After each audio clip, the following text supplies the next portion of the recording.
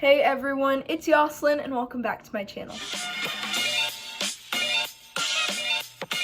So for today's video, I'm going to be tie-dyeing clothes. I have some clothes over here, so you guys can see, and these are like dark blues. And what I'm going to be doing with the dark blues is I bought this navy blue dye and I'm going to be re-dyeing them because I really like these shirts, but over time clothes starts fading, so that's kind of what happened to these. This shirt, for example, it's just starting to fade, the blue on it, and for some reason this always happens with like my dark blue clothes. I don't really know why, but it always happens. And this one, it happened a lot too, so it looks purple but it's actually a dark blue and on the neck and stuff like that. So I'm just going to be re-dyeing these ones. I have a lot of them. This is actually one of my favorite shirts. And it's like fading. I'm going to be re-dyeing those blue. So this is what I'm using. It's just navy blue. And yeah, hopefully this works and it will make my shirts look brand new again. I am going to be tie-dyeing shirts. So I have this purple dye.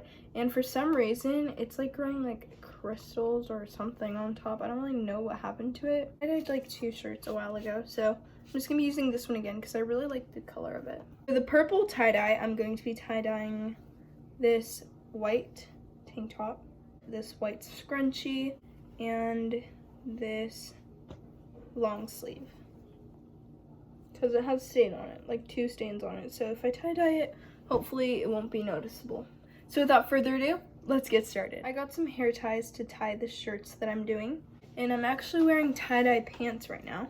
If you guys can see them, they're blue tie-dye, but I didn't tie-dye these ones. What I'm gonna do for these shirts is I'm not gonna do like the swirl design. I'm just going to scrunch them up, and then that's how I'm gonna do it. So I'm going to turn the camera over so I can show you guys how I'm going to tie-dye these. Okay, so here's the shirt, and all I'm going to be doing is kind of just scrunching like this.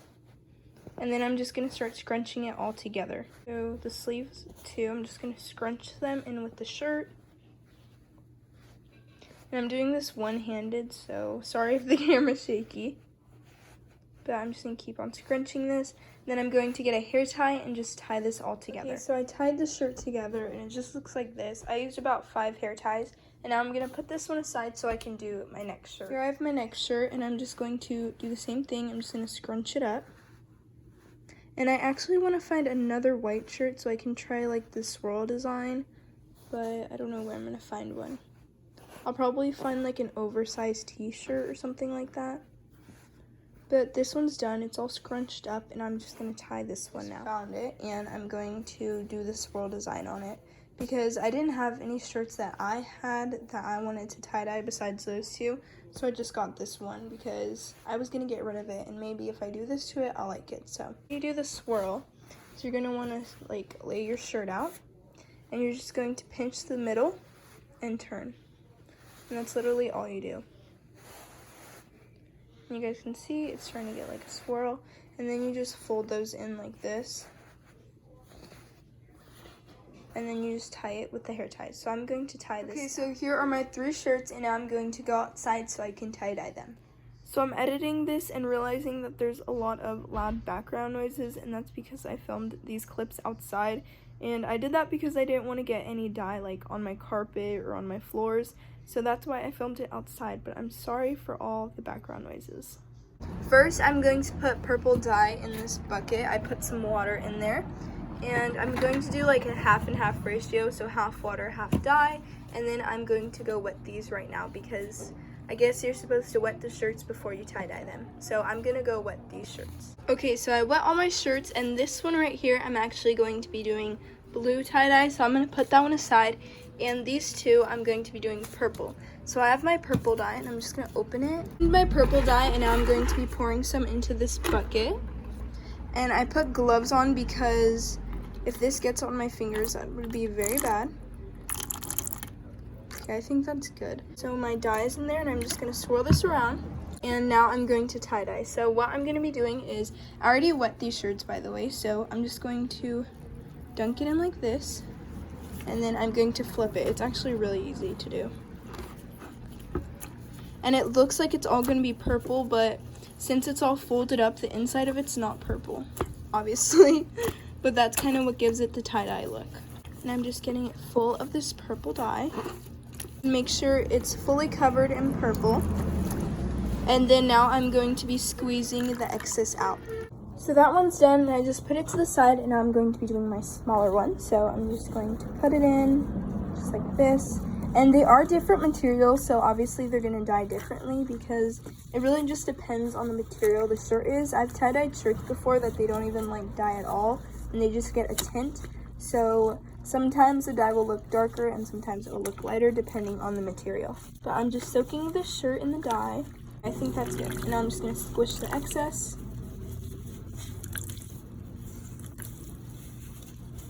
And there's this one. But I still have purple dye, and I'm going to be doing the scrunchie. I'm not really doing a tie-dye with this one. I don't think I am. I mean, I can just scrunch it up like this, and I'll do it.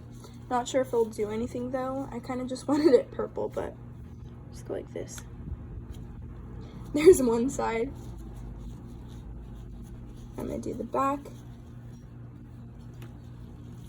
And there it is. Not really sure if that looks like tie-dye, but I'll do this little spot right here. Yeah, that kind of does look like tie-dye. So there's the scrunchie, and I'm gonna put this to the side as well. Okay, so I got some new water, and now I'm going to pour in my darker dye. I think that's enough.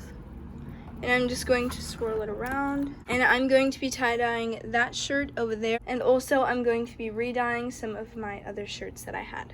Here I have this one, and I'm just going to be dipping it into the color. I'm not sure how this is gonna look since it is a really dark blue. I'm just doing the same thing I did with the other ones. And I know I could put it in a bottle, but I don't have any, so this is just the way I do it.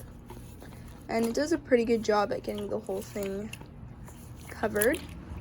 So now I'm just gonna squeeze out the excess. These ones, I really don't have to do anything special. I just dunk them in the dye.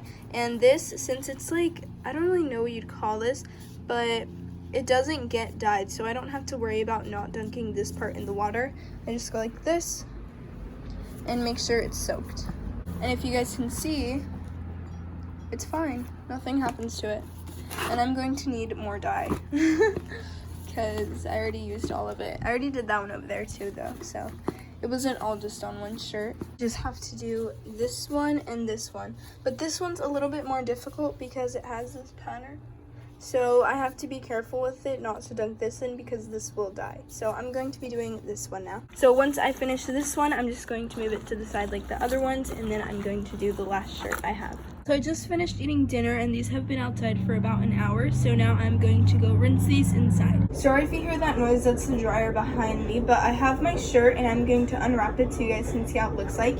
And I also have the other two right there. The other clothes is in the washer, but since it wasn't like this type of tie-dye, I'm not going to show like the reveal of it just because it's all one color. I'm going to unwrap this so you guys can see what it looks like. I took them all off, and now let's see how the design turned out. I really like it. Oh my gosh, that looks so cool. So it kind of has like the little swirl. That's how it looks, and I'm going to put this in the washer. And by the way, I already rinsed these with water, so they are rinsed out, but they still have to go in the wash so all the extra dye can come out. Other shirt, but on this one I did a different technique. It wasn't the swirl technique.